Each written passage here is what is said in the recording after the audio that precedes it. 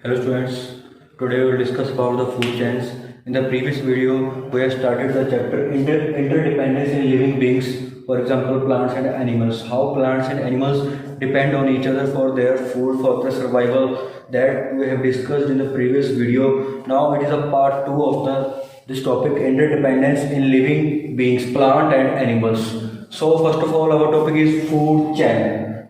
What is food chain? It is a series of organisms in which different organisms linked together for the process of eating. Or simply you can say that it is a chain of organisms in which food is transferred from one organism to the another organism. For example, grass give food to the deer give food to the lion. It is a series of organisms in which food is transferred from one organism to the another. Or simply you can say that it is a series of organisms linked together for the process of eating or for the process of being eaten. ऐसी series in which organism get food from each other. Next thing is there example. First example grass, deer, lion. Second example grasshopper, frog, snake, eagle. Grasshopper get food from the grass and frog get food from the grasshopper. Snake get food from the frog and eagle get food from the snake. This is the series of organisms. Next thing is there in a food chain, producers are eaten by herbivores and herbivores are eaten by the carnivores. What I have told you in the previous video, what are the producers? Producers are the organisms that produce their own food, and producers give food to the herbivores, the animals that eat the plant, that are called herbivores. It means producers are eaten by the herbivores. And one thing I have told you, carnivore. What are the carnivores? The animals that eat other animals. Here herbivores are eaten by the carnivores. Clear? Next thing is see here, grass is producer, deer is herbivore because deer is eating grass, and lion is carnivore because lion is eating deer. In this food chain, this is producer, this is herbivore and this is carnivore. Next thing is there balance in the nature. How these food chains make or create the balance in the nature. If any of the animal is removed out from the food chain, then the whole environment will get unbalanced. How? See here, this is the food chain grass, deer, lion. For example, if the lion are removed from this food chain, if the lion are removed out from this food chain, what will happen? Then the population of deer will increase. If the population of deer will increase, what will happen? They will eat more grass, and one day what will happen? The grass will get over. Then from where the deer will get food, then the deer will also die due to starvation. What is the meaning of starvation? Starvation means the process in which any animal die in the lack of food.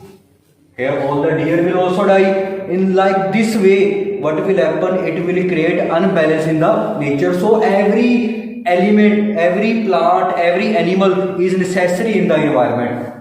No animal is unuseful, you can say that. No animal is wasteless. Every animal is useful in the environment. Next thing is there balance in the nature, that I have explained already. See here, all these food chains are linked to each other. All these food chains are linked to each other.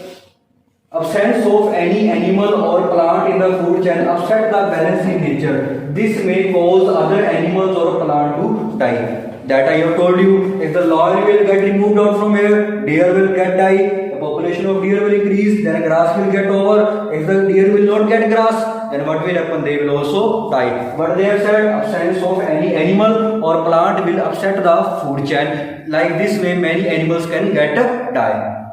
Clear? Means we must take care of the animals so that there should be a balance in the nature. Next thing is causes of imbalance in nature. Why there is an imbalance creates in the nature. We will discuss number of points here. First point is deforestation. What is deforestation? Cutting of trees on large scale in a forest. When we cut trees in the forest, what happens?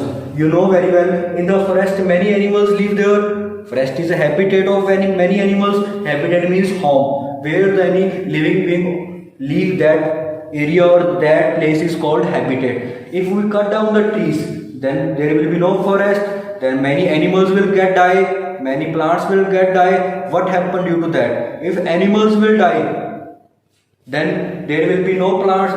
As we have cut down the trees, if there will be no plants, there will be less rainfall. If there will be less rainfall, there will be less plant in the future, and it will create unbalance in the nature. Next thing is hunting. What is hunting? Killing of animals. When we kill the animals, then that will also create unbalance in the nature. For example, if we kill deer, then from where lion will get food, then lion will eat other animals.